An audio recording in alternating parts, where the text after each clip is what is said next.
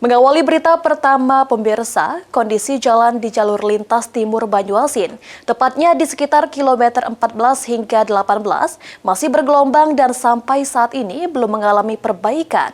Pengguna jalan mengeluhkan kondisi tersebut karena dinilai membahayakan dan mengganggu arus lalu lintas.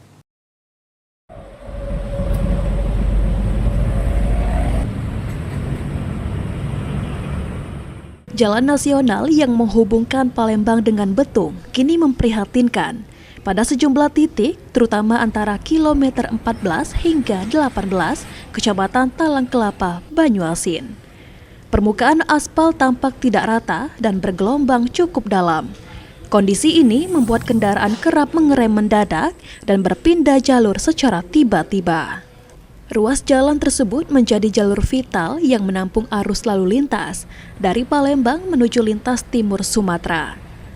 Kerusakan yang dibiarkan berlarut menyebabkan arus kendaraan tersendat, bahkan kerap menimbulkan insiden ringan antar kendaraan.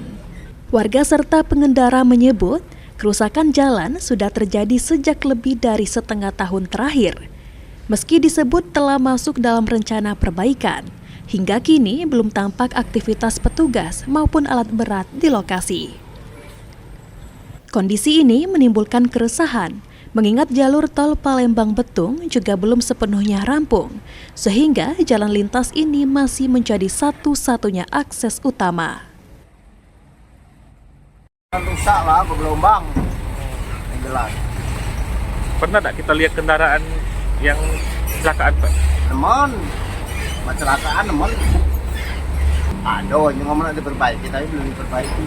Tapi sampai sekarang petugasnya belum ada ke lapangan ya, Pak ya? Belum ada yang Kalau sini sih jalannya sih ya bergelombang lah, otomatis lihat sendiri kondisi jalan kan yang kayak selokan gitu kan. Jadi bagi pengendara motor, mobil terlalu risiko kalau untuk perjalanan cepat kayak gitu kan, ngebut-ngebut kayak gitu.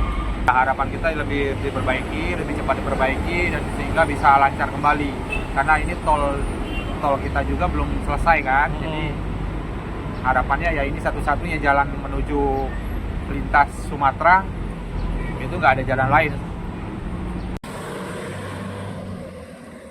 Kerusakan jalan di Jalintim Banyuasin bukan hanya mengganggu kenyamanan, tapi juga berpotensi menimbulkan kecelakaan.